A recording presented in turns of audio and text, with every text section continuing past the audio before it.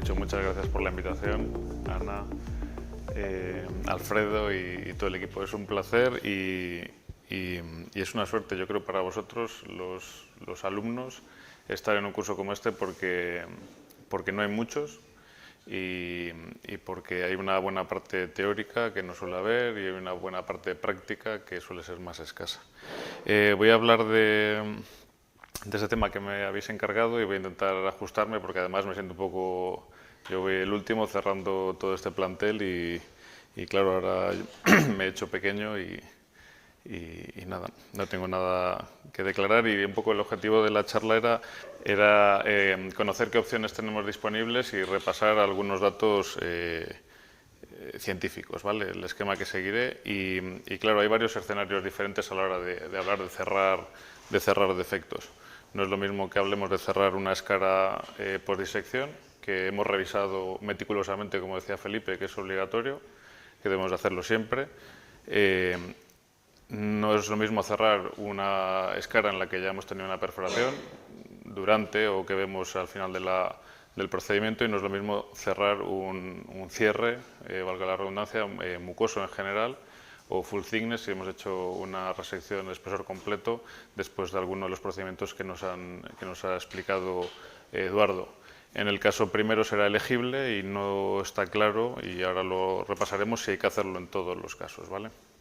Evidentemente la perforación es obligatorio y en el POEM, en el STER, en los demás, pues evidentemente es parte del procedimiento. Y todo lo que vaya a decir prácticamente a partir de ahora va a ser sobre el cierre de las escaras después de la disección submucosa, ¿vale? ¿Por qué nos planteamos cerrar los defectos?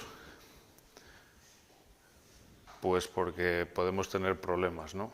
Las complicaciones diferidas y queremos que ese cierre pues, sea un escudo que nos proteja, que nos prevenga. ¿Qué factores van a influir en el riesgo de esas complicaciones diferidas, temidas? Porque claro, no es lo mismo una perforación puntiforme en general que podemos tener intraprocedimiento, que vamos a tener, que no podemos, sino que vamos a tener y con mucha frecuencia, sobre todo si hacéis disección submucosa de colon, que es donde más trabajo yo, pues van a suceder con mucha frecuencia. Y el colon y del duodeno lo nombraré, aunque la disección submucosa en el duodeno es casi algo prohibitivo y en principio se dice o se recomienda que solo super expertos deben hacerlo. En Japón no lo hace todo el mundo, por tomarlo por ejemplo. Va a depender del tamaño de la lesión y esto, pues muchos estudios intentan poner puntos de corte y a mayor tamaño de la escara, pues evidentemente mayor riesgo. Y va a depender de factores del paciente, ¿no? Si hablamos sobre todo de hemorragia en este caso, pues la toma de fármacos antitrombóticos de un tipo o de otro, factores como la insuficiencia renal crónica, pues van a jugar a favor de las complicaciones. ¿Y cuál es el porcentaje de esas complicaciones? Porque claro, para saber si tenemos que cerrar tenemos que saber qué queremos prevenir. No es lo mismo que vayamos a intentar prevenir un evento que sucede un 1% o que sucede 1 por 1000 o que sucede 1 de cada 10 pacientes. Entonces, claro, estos datos que os pongo aquí están sacados en revisiones sistemáticas, de estudios casi todos japoneses, evidentemente, y publicados. No somos nosotros que estamos empezando. Esto también hay que tenerlo en mente a la hora de meter en la ecuación si cierro este defecto o no. Vale, pero en principio las complicaciones diferidas en la disección endoscópica submucosa en esófago son muy bajas, esas que veis ahí más o menos. En estómago, sobre todo, la hemorragia es mayor, ¿vale? Y en el duodeno, como digo, tanto la hemorragia como la perforación pues hacen que esto se recomiende que no nos metamos habitualmente en el duodeno. Yo, por ejemplo, aún no he hecho ninguna disección submucosa en el duodeno. Y en el colon, la hemorragia diferida también es mayor, digamos, similar al estómago podría ser, la perforación no tanto y aparece, o está recogido al menos solo en colon, la aparición de síndrome de coagulación, en este caso no pospolipectomía, sino posdisección submucosa, evidentemente, ¿no? Eso es lo que queremos prevenir, estos datos más o menos, queremos reducirlos a lo más posible si nos planteamos cerrar las escaras. ¿Qué podemos hacer para intentar predecir el riesgo que tiene nuestro paciente concreto, nuestra escara concreta, nuestro caso concreto? Pues hay varios scores que nos pueden ayudar, que falta probablemente refinarlos y falta validarlos. Y además este es uno japonés para las escaras post-disección gástrica, en el que no voy a entrar en detalle, pero bueno, básicamente establece 4 grupos de riesgo en los que los autores pues, recomendarían en los grupos de alto riesgo o muy alto riesgo, claro, con unas tasas de probabilidad de sangrado diferido del 11 o del 29%, aplicar algún tipo de tratamiento sobre la escara para reducirlo. En el duodeno no hay nada al respecto, aunque se recomienda cerrar, como luego veremos, y en el colon pues hay un score coreano, y este score en el que Eduardo Albéniz ha participado, que está pues recién publicado, francés. Ambos están hechos en las cohortes retrospectivas. El gástrico japonés recoge 8.000 pacientes, este francés 800. Y aquí se analizan pues, unas variables pues, bastante sencillas de recoger y se establecen 2 grupos de riesgo como para plantearnos un riesgo de resangrado. Aquí los autores, si no me equivoco, no se plantean que estos haya que cerrarlos, pero digamos serían un factor a tener en cuenta en nuestra decisión de si cerramos o no. No hacen una recomendación, digamos, evidente como en el otro artículo. ¿Y qué recomendaciones tenemos actualmente? ¿Qué debemos hacer? ¿Si tenemos que cerrar o no? Pues estas son las recomendaciones de las guías europeas de este mismo año, 2023, que recomienda en contra de cerrarlo de forma rutinaria, salvo en el duodeno, como digo, ¿vale?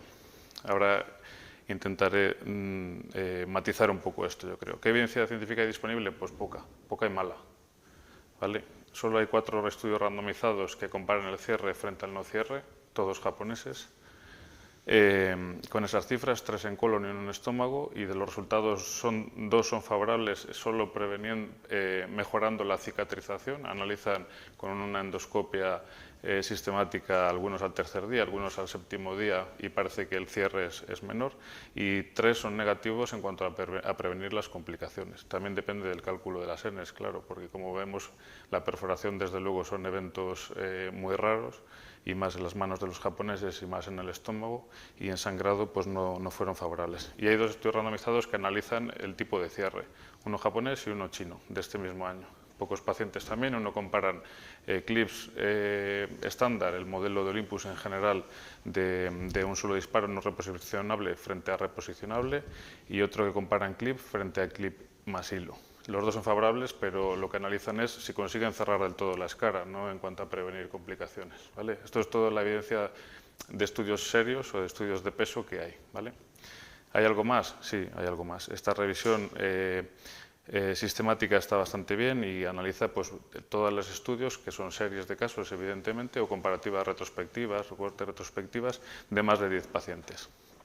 Y lo analiza por órganos. En cuanto a factores técnicos, pues se ve que se consigue un cierre completo bastante mejor en el colon que en el estómago y que en el duodeno, y en algunos estudios, la mayor parte son de 1 o 2 estudios solos, cuántos de esos cierres permanecen vigentes en el primero, segundo o tercer día. Y en cuanto a prevenir las complicaciones, pues sí que ven que previene la hemorragia en los 3 escenarios, cuando se comparan las series, pero es un metaanálisis, es una revisión sistemática de estudios de mala calidad. Entonces, como dice un compañero que es hepatólogo y que sabe mucho más de ciencia, de estudios científicos que yo, que soy espadachín, pues los metaanálisis de estudios malos dan metaanálisis con resultados malos. Entonces, esto es todo lo que hay, y os lo pongo aquí porque no tenemos más. Aquí parece prevenir el cierre o reducir el riesgo de forma significativa, mejor dicho, en la hemorragia en los 3 órganos y la perforación en el duodeno, ¿vale? El síndrome de coagulación pospolipectomía, no.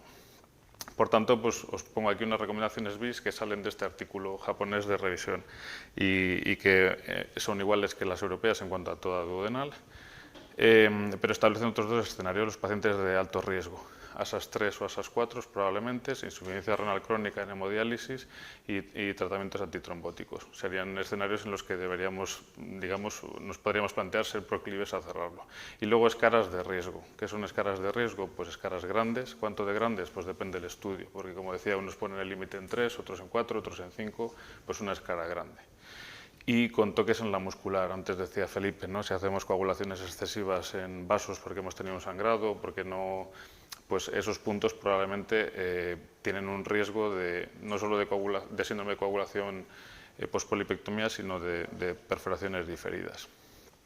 Y ahora quiero hablaros un poco de cómo cerrarlo, si nos planteamos cerrarlo. Algunas consideraciones técnicas también de este mismo estudio que nos darían unas ideas de cómo intentar cerrarlo, ¿vale?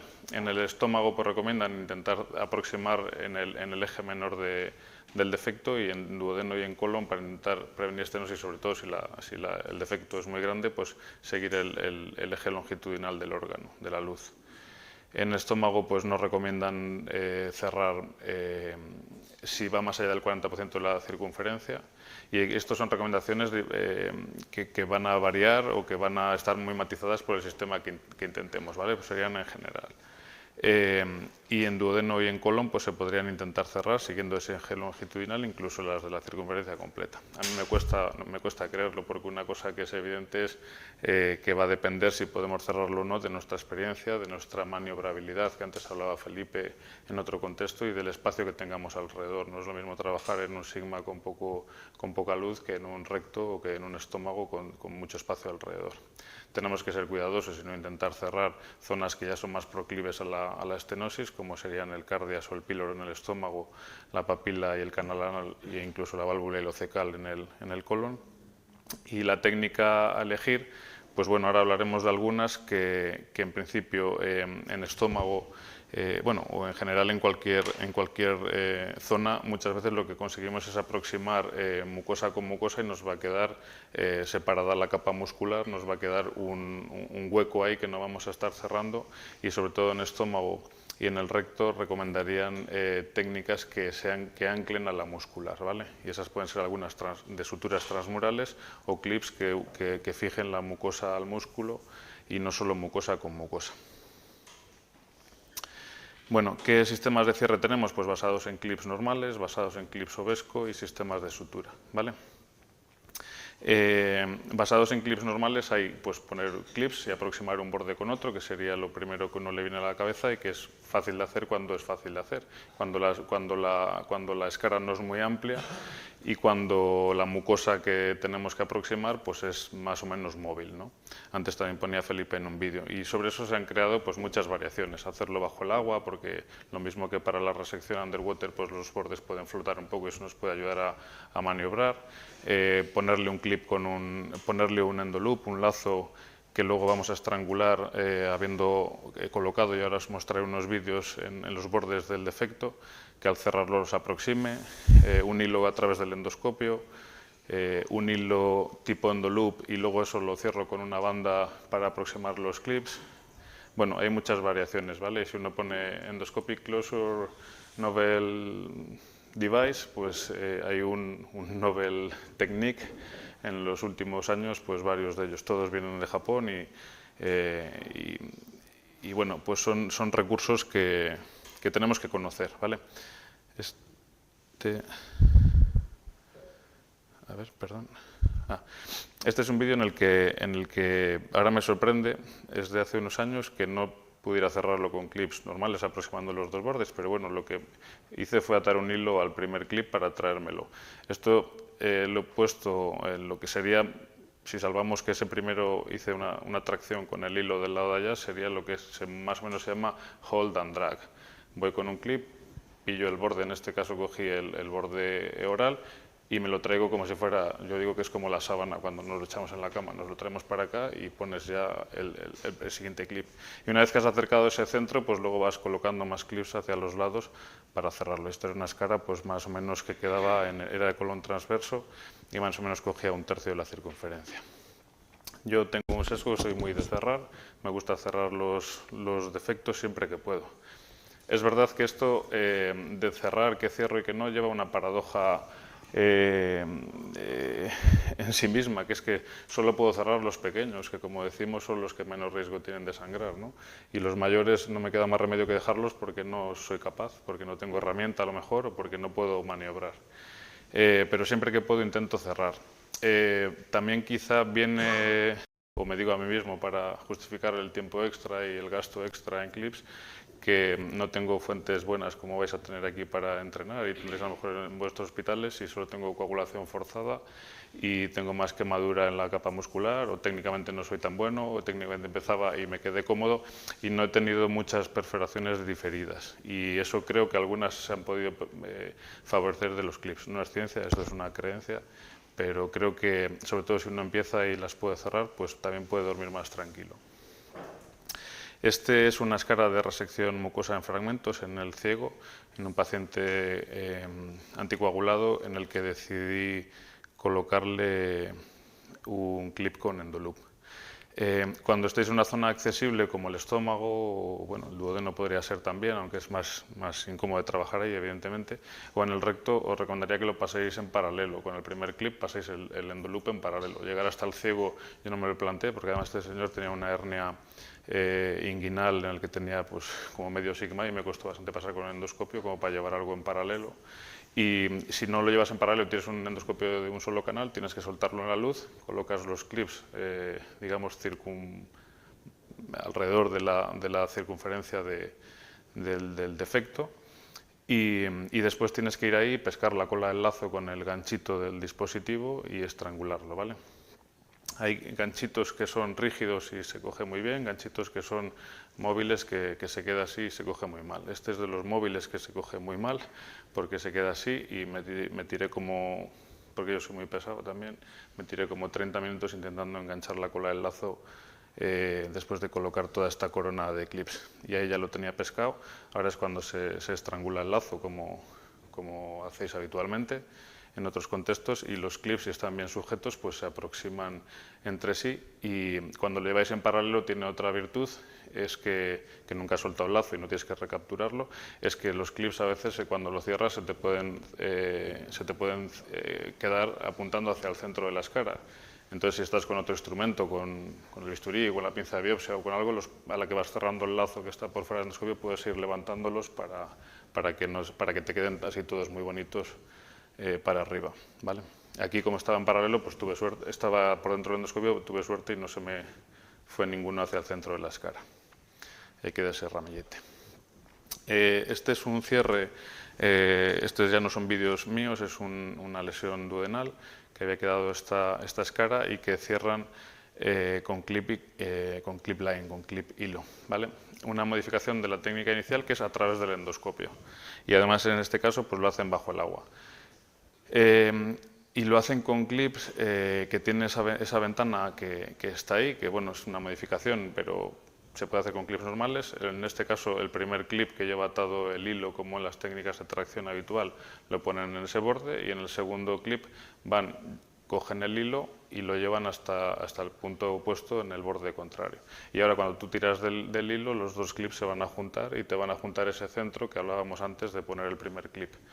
Ese centro, cuando se te han juntado, lo refuerzas con clips, y luego desde ahí vas hacia los lados para cerrar el resto, ¿vale?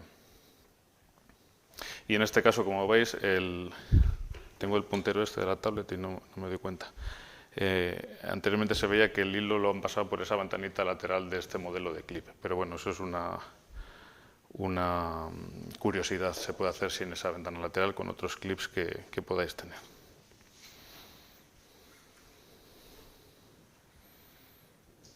Bueno.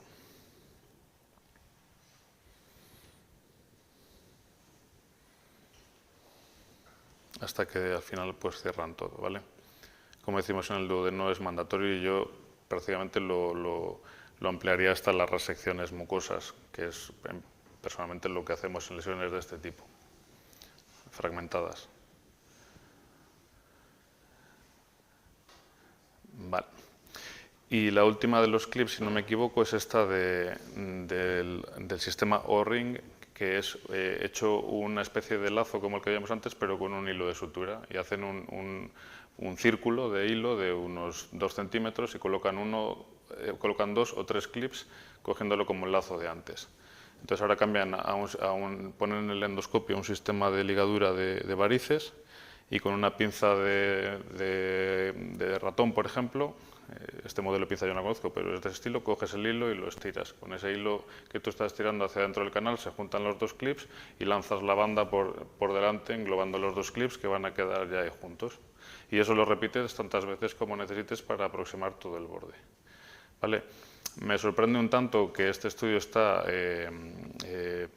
publicado, digamos, el primer caso y una serie después siguiente en estómago. Todas estas técnicas son japonesas, en cuanto a que puedas aproximar muy bien defectos grandes del estómago. Pero bueno, esto es lo que es una técnica que uno pues puede conocer para algunos casos, ¿vale? Y todas estas técnicas no están comparadas con nada, ni contra no cierre, ni contra nada. Son, ya digo, recursos que tenemos, que podemos conocer y algunos de estos yo los he conocido para esta charla. Veis ahí que ha lanzado la banda. Y este yo creo que es el último.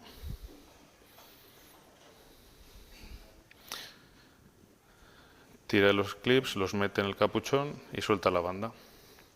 Vale, esa es la sutura como ha quedado, pues con 4 o 5 bandas, ¿no? Bien, y este es este sí que es el último de los clips que a mí me llama mucho la atención. Creo que no está comercializado aún en España, que es el clip de doble apertura. Y si conocéis el clip Ovesco, pues es igual que la pinza del Twin Grasper de Ovesco, que se llamaría Twin Clip este.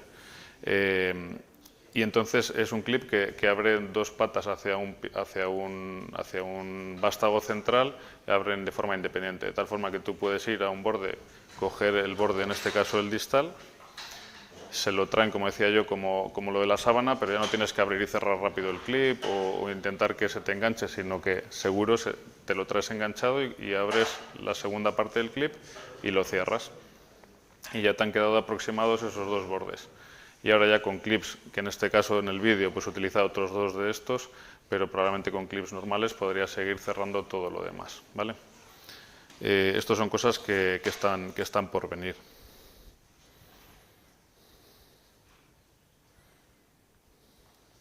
Y una vez que has aproximado eso, pues bueno, vuelve a ser todo como los clips. Este ya es un clip normal, para eso poco que le queda, y ahí se aprecia un poco eso que os decía, aunque probablemente con este modelo de clip sí que consigas engancharte en la muscular, pero se puede formar como una tienda de campaña. Si solo has cogido mucosa contra mucosa y se queda esa tienda de campaña, la mucosa se va a desgarrar y se va a necrosar por la presión del clip, el clip se va a soltar y no vas a estar previniendo los sangrados de esa muscular que pueda, de esos perforantes que estén en la muscular por debajo, ¿vale? Sistemas basados en Ovesco, pues básicamente sería lo mismo, pero con un clip Ovesco. En este vídeo quizá me lo salte para ir un poco más rápido, pero pretende hacer lo mismo y casi la gracia no está en el Ovesco, en coger el punto central, aproximar la mucosa, sino está en la pinza Twin Grasper, que te permite coger los dos y esto sí lo sujetas con un Ovesco. Evidentemente el Ovesco tiene más fuerza y los pinchos de un Ovesco de diseño gástrico pues van a penetrar y sí que van a coger la muscular, ¿vale? Eso es verdad. Y en este caso pues completa hacia los lados el cierre con clips, ¿vale? Y esta es pues una comunicación japonesa de este cierre con Ovesco. Y por último, las últimas novedades para cierre de escaras pues son los sistemas de sutura. Y os voy a nombrar tres, ¿vale? El primero sería el sistema de sutura Overstitch antes de Apollo, ahora de Boston, ¿verdad? Que no sé si lo conocéis, si estáis familiarizados, pero bueno, viene a ser como una máquina de coser. Entonces tiene una aguja que vamos a ir pasando, que lleva un hilo en la cola de la aguja que vamos a ir pasando, pues en este caso transmural, si lo hacemos bien, y tenemos que meterle entre las dos palas por donde cruza la aguja, con ese sistema que es como un sacacorchos que se llama hélix, la pared completa o la mucosa si eso lo quisiéramos cerrar mucosa. Y este vídeo me resulta curioso, es uno de los primeros que están publicados, porque es un defecto que si os fijabais al principio bastante amplio, de casi de 3/4 partes en el recto. Problemas de esto, este es el más caro de todos los sistemas que os voy a mostrar. Evidentemente, claro, si en mi hospital esto supondría que para cerrar una escara de la disección, si nos hemos gastado entre bisturí y pinza de coagulación, sin contar el resto de cosas, pues unos 1.000 euros, pues, o 1.100 euros, pues con esto le sumaríamos 3.500 euros o 3.000 euros a todo el procedimiento. Entonces, claro, hay que pensárselo 2 veces. Y que no podemos llevarlo hasta el colon derecho, por ejemplo. No podemos navegar con ello. Entonces queda restringido pues, probablemente al estómago.